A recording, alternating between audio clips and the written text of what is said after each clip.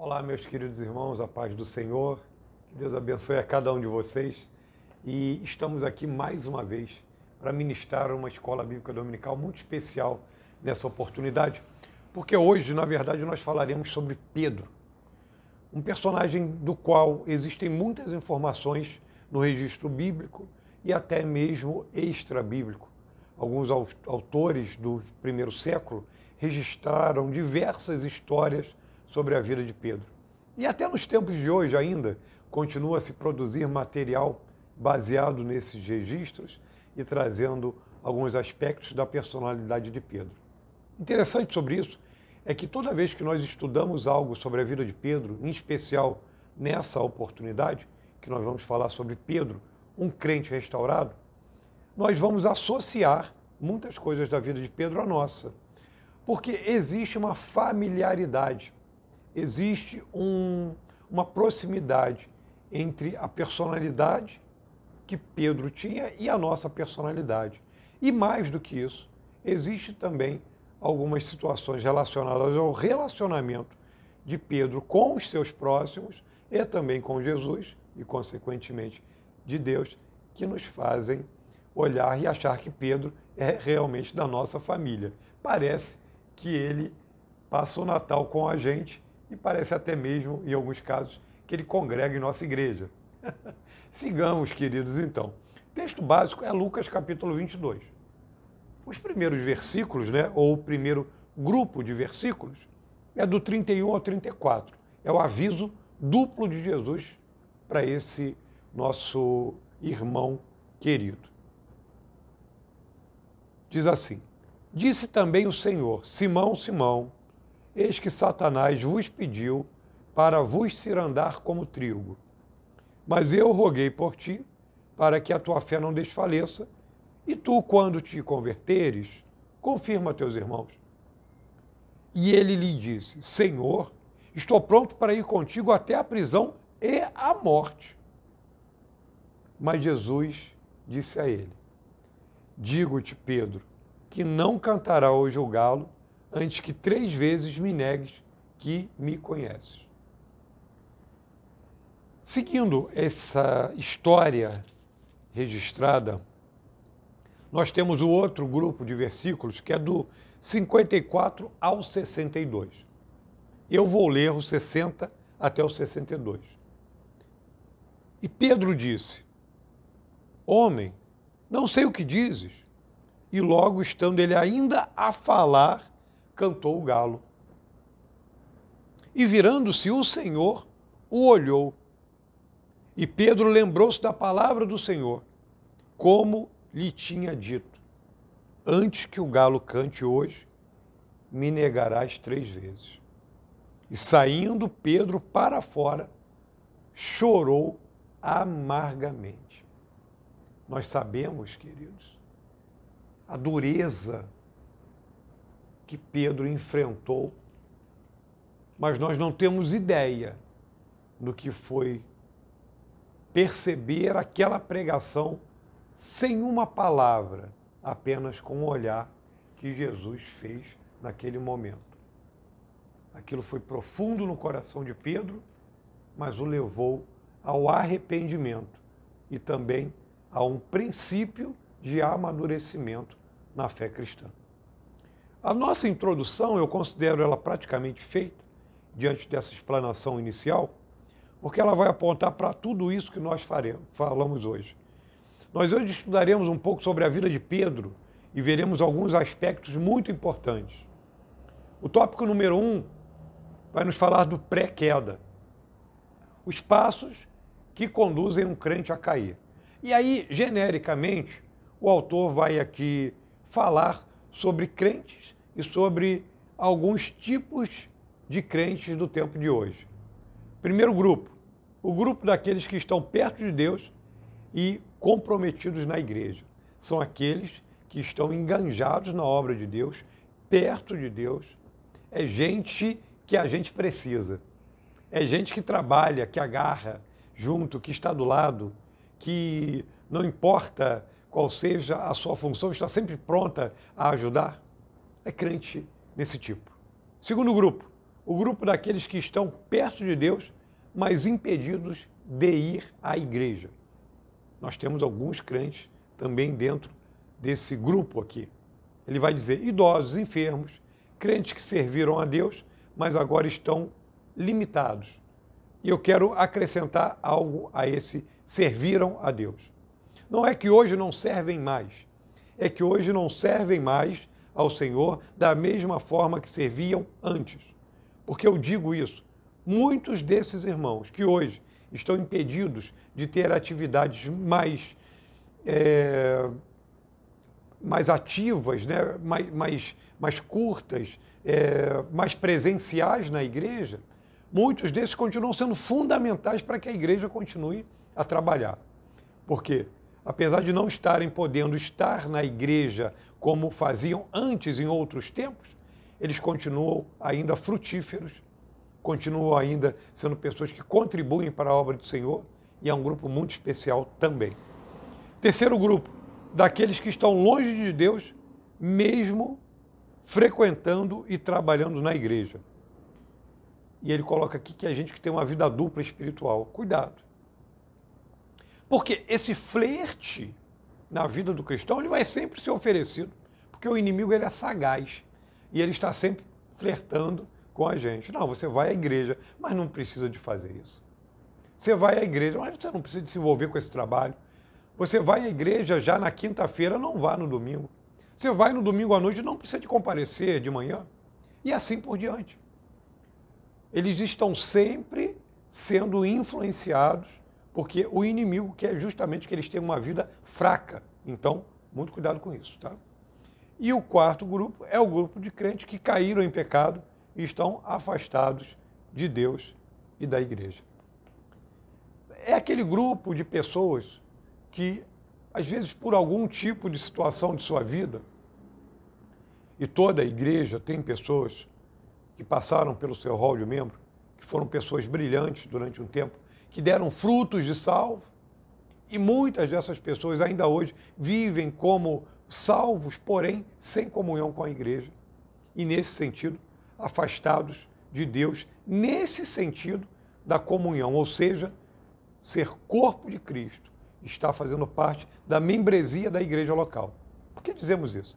Porque a membresia da igreja local é um lugar de afiar as nossas habilidades, é um lugar de aprender humildade, amor, vida cristã real. Então, é sobre isso também que nós vamos falar, e esse quarto grupo é o principal alvo desse estudo hoje, tá bom? Vamos lá, primeiro passo aqui para a queda, né, que nós estamos analisando nesse princípio. O primeiro passo para a queda é a soberba. O autor vai falar muito sobre isso durante todo esse longo primeiro subtópico. Pedro caiu por causa da sua soberba e autossuficiência. Ele realmente acreditava que ele não negaria a Cristo de maneira nenhuma. Um dos evangelhos vai registrar o seguinte: ainda que todos te neguem, eu não te negarei. Que arrogância, que autossuficiência. Isso aqui não é confiança, isso é autoconfiança. Porque a nossa confiança tem que estar no Senhor, isso é diferente. E quando nós trazemos isso para o aspecto prático da vida atual, nós entendemos que você não pode ser soberbo, nem eu, nenhum crente pode ser soberbo. Nós temos que entender que a nossa confiança tem que estar em Deus. Seguimos em frente, com humildade. Porque, em alguns casos desses, nós acabamos humilhando outras pessoas. Você imagina quando todos os outros discípulos, apóstolos, ouviram Pedro dizer isso: ainda que todos te neguem, eu não te negarei. Imagina como que isso não cria uma rivalidade entre eles, e criou. Como que isso não cria também uma separação.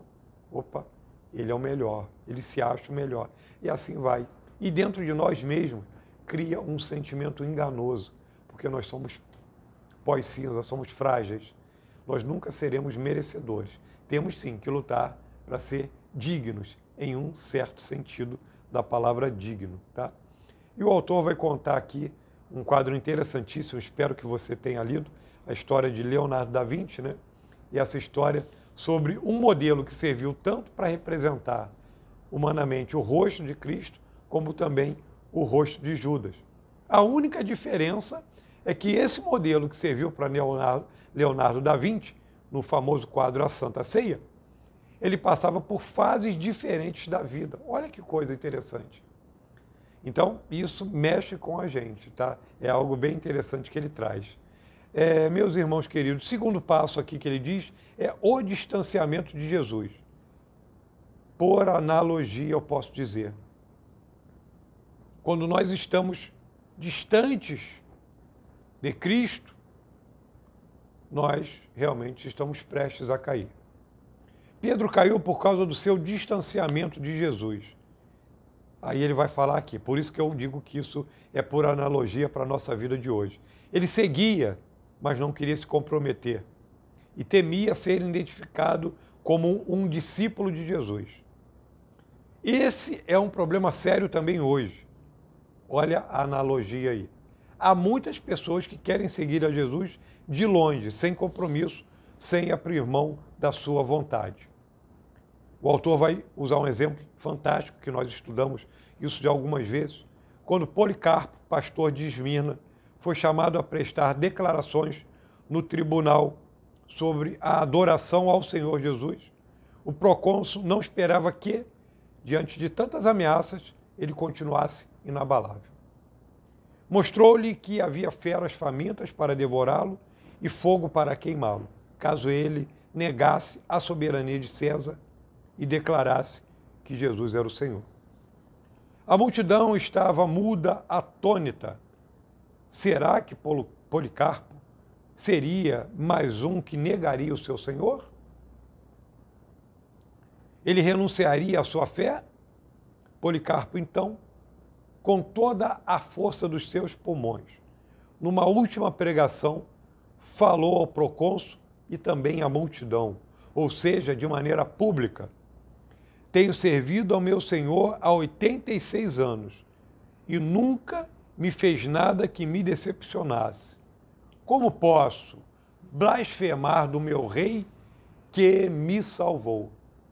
Na hora do seu martírio, Policarpo dava glória ao Senhor, porque agora tornasse um dos seus mártires, ou seja, um dos mártires de Cristo.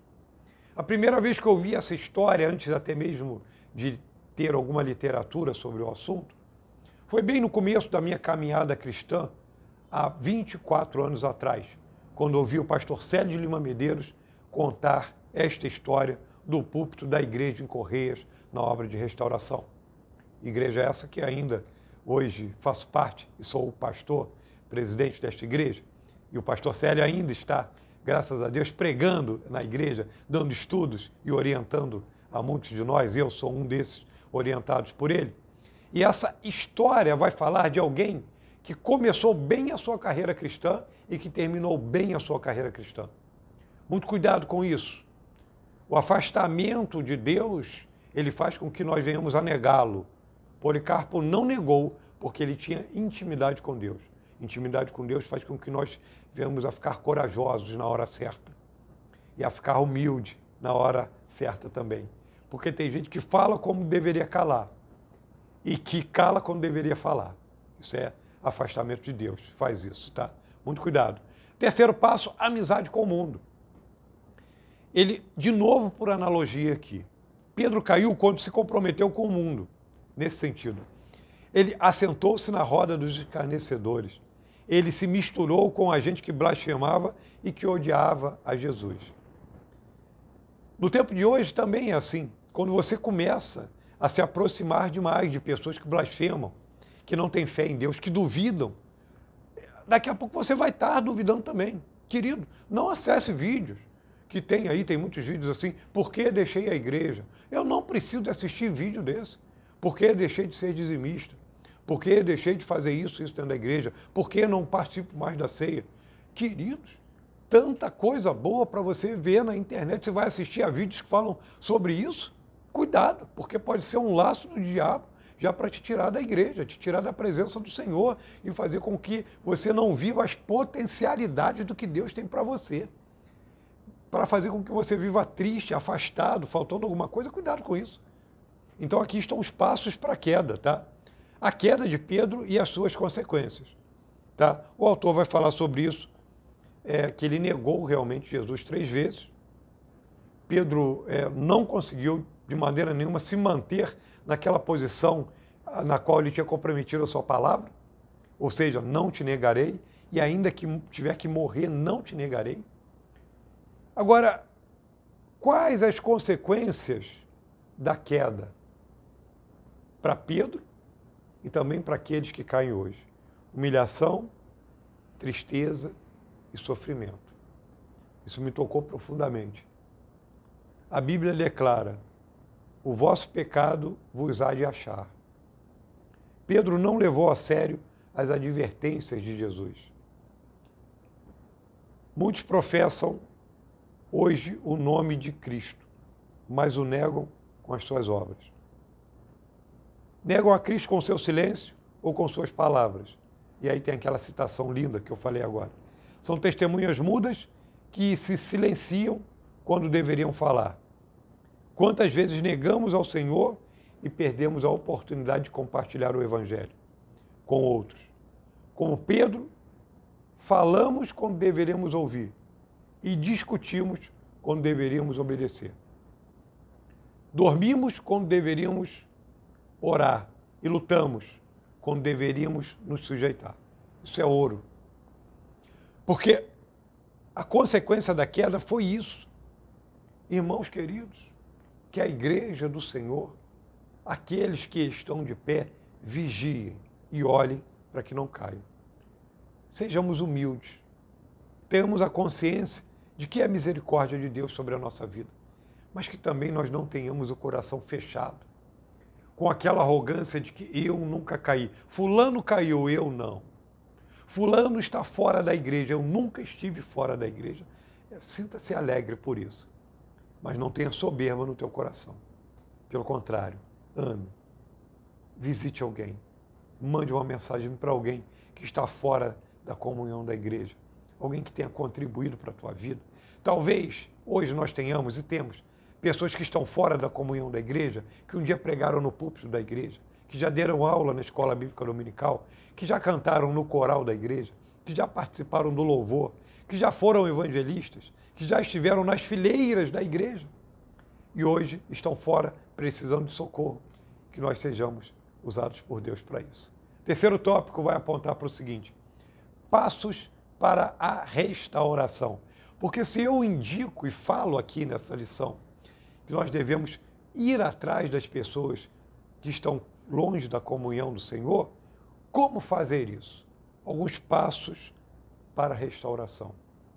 Nós devemos usar da palavra de Deus para fazer com que essas pessoas, primeiro, que elas voltem o seu olhar para Jesus. Ou seja, que elas não fiquem olhando para quem as magoou. O nosso olhar deve ser carinhoso nisso. E uma abordagem boa seria justamente essa, olhar para Jesus. Mas olha como é que isso é diferente. Não adianta eu chegar lá na casa de alguém que está desviado e que realmente dá frutos, e alguém que eu queira trabalhar com ele nesse sentido, para trazê-lo de volta à igreja, chegar lá e falar: ô meu querido, você tem que olhar para Cristo, não pode ficar olhando para o erro de homens, não. E ser grosseiro, com um tom de voz indelicado, não. Eu devo chegar lá, e primeiro ponto que o autor coloca aqui, com amor. Olha, o olhar fixo de Jesus revela o seu amor por Pedro. Nessa experiência que nós lemos lá no começo dessa lição, o olhar de Cristo, sendo já ali castigado, humilhado, já tinha apanhado, ele levanta os olhos e olha para Jesus, para Pedro. Jesus olha para Pedro.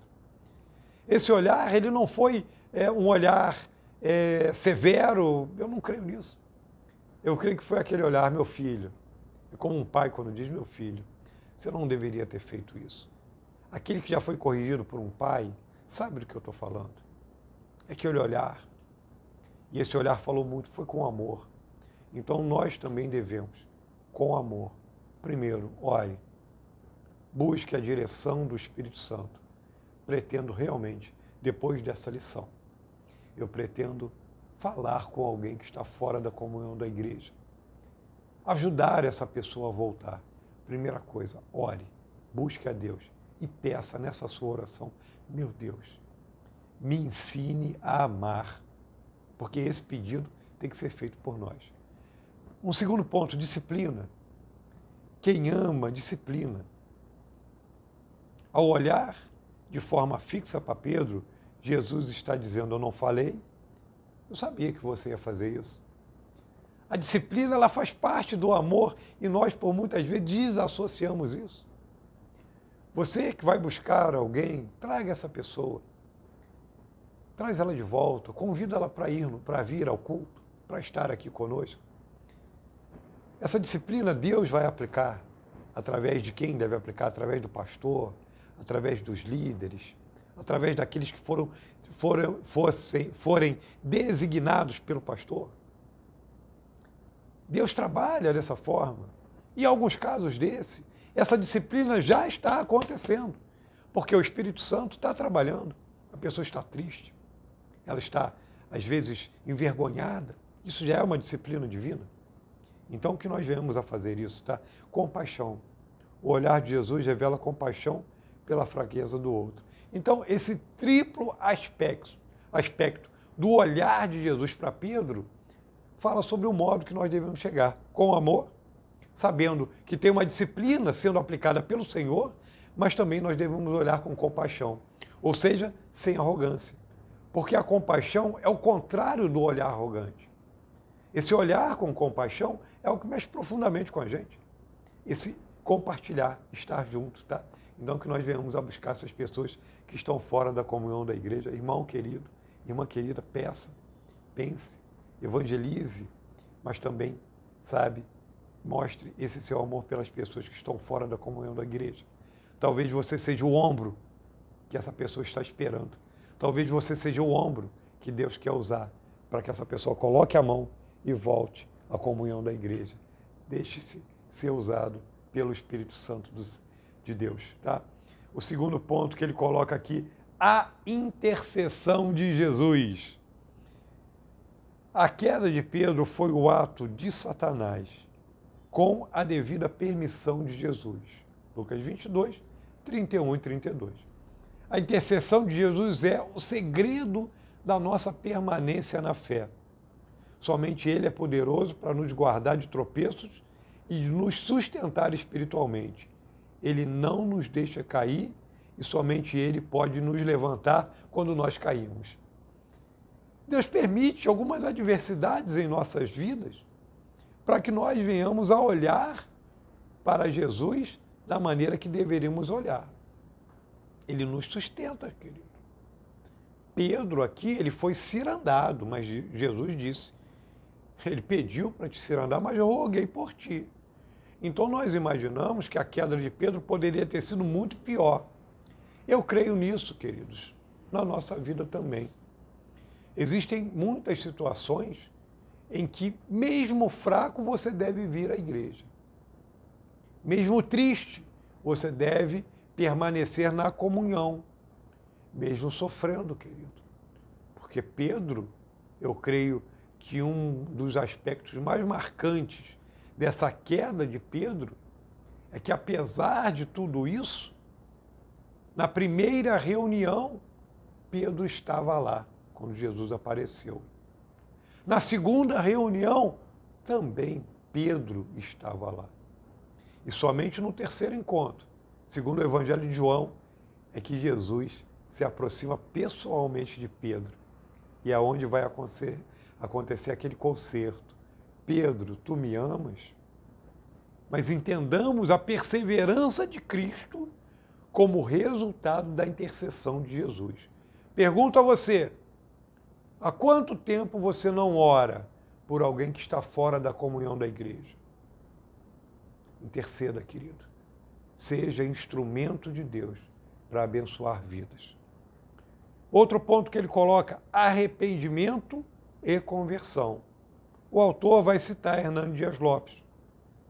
Pedro chorou amargamente. No original, a palavra amargamente significa água podre. Ele deixou vazar toda a lama que estava dentro do seu coração. Ele havia negado o seu nome, sua fé, seu apostolado, o seu Senhor.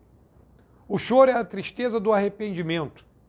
E ele cita o autor, que eu leio bastante, Martin Lloyd Jones, disse que o arrependimento é a primeira verdade a ser pregada e inculcada no povo. É a porta pela qual todos têm que passar para entrar no reino de Deus. E recusar entrar por ela resulta em condenação. A pregação de Jesus, aí já complementando, foi marcada por um convite ao arrependimento. E a sequência disso, ela sempre foi assim. João Batista precede Jesus, ele fala sobre arrependimento. Jesus fala sobre arrependimento. Os apóstolos falaram sobre arrependimento em Jerusalém. Na expansão do evangelho, e citando mais aqui o apóstolo Paulo, sempre foi falado do arrependimento. E hoje, 2021, nós continuamos falando que aquele que se achega a Cristo tem que se arrepender dos seus pecados. Então isso é básico. Não seria diferente com aqueles que estão voltando. As pessoas que estão voltando a Cristo, elas têm que se arrepender dos seus pecados e também desse afastamento. É por isso que quando uma pessoa volta à comunhão da igreja, ela deve pedir perdão à igreja. Em alguns casos desse, eu sei que a pessoa foi magoada por alguém na igreja. Ela foi, às vezes, até mesmo injustiçada em algum caso e se afastou da igreja. E alguns até dizem que, em melhor tom, algumas pessoas deveriam pedir perdão a ela. Até concordo com isso. Mas para a igreja, que está sendo representada, exemplo disso em uma assembleia, sim, essa pessoa deve pedir perdão. Porque pedir perdão é sinal de arrependimento.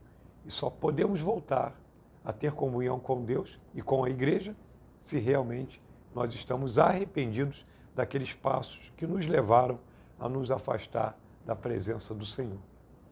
A conclusão, ela é muito boa e eu gostaria de ler ela na íntegra, ou pelo menos um bom pedaço dela. As coisas de Deus são sempre renovadas.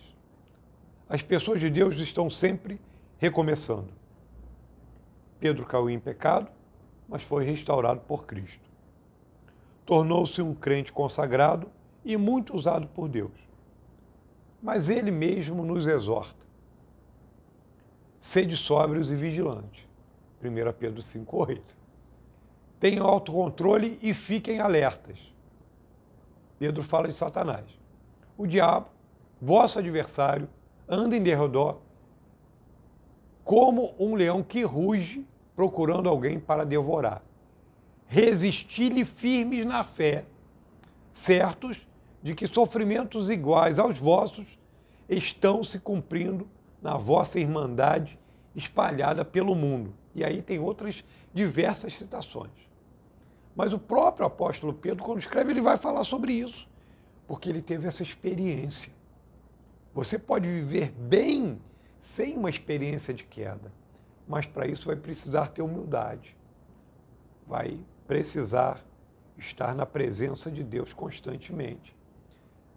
Devemos, irmãos, todos nós que estamos na presença de Deus, que não sucumbiram ainda aos assédios de Satanás, todos nós devemos buscar as almas perdidas, mas não podemos nos esquecer que muitos dos nossos irmãos, soldados como nós, estão hoje caídos no campo de batalha ainda.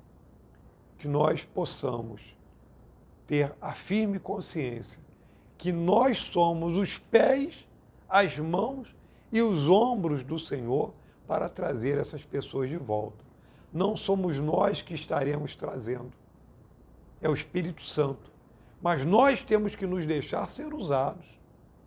Queridos, vocês imaginam Pedro, depois de ter negado a Cristo, que o conhecia, mesmo assim, naquela primeira reunião que eu citei, lá de João, ele está presente. Na segunda reunião, ele também está presente. Isso quer dizer que os apóstolos o acolheram? A igreja também deve acolher, com carinho, com amor e com súplicas. mas com ação, querido. Dê algum tempo da tua semana para fazer isso, para buscar alguém, para ligar, para mandar uma mensagem, para ir na casa, para levar uma mensagem. Olha, o teu lugar está vazio, querido. Volte, estamos juntos. O que foi que te aconteceu? Traga para conversar aqui no gabinete, para estar junto com o teu pastor. Estamos juntos, irmãos, nessa batalha. Eu finalizo com uma ligeira oração, essa lição de hoje. Pai querido, diante da tua presença estamos agora, Senhor, e eu te peço que o Senhor faça de mim, de todo o ministério pastoral da tua igreja, do ministério diaconal e de cada organização de nossa igreja, uma unidade, Senhor, que além de evangelizar, também busque aqueles que estão caídos, Senhor, afastados da comunhão da igreja. Que o Senhor nos dê, Senhor, a graça e a alegria de colhermos frutos, Senhor, desta lição. E que o nosso coração esteja cheio de amor por aqueles, Pai, que estão afastados da comunhão da igreja. O Senhor é aquele que restaura. E eu te peço que o Senhor nos use, Pai, como ombro para amparar esses irmãos que querem voltar. Oro e entrego aos teus cuidados esse pedido em nome de Jesus. Amém. Meu querido irmão, minha querida irmã, que Deus te abençoe. Fique em paz e exercite o que foi estudado nesta oportunidade e que Deus te abençoe.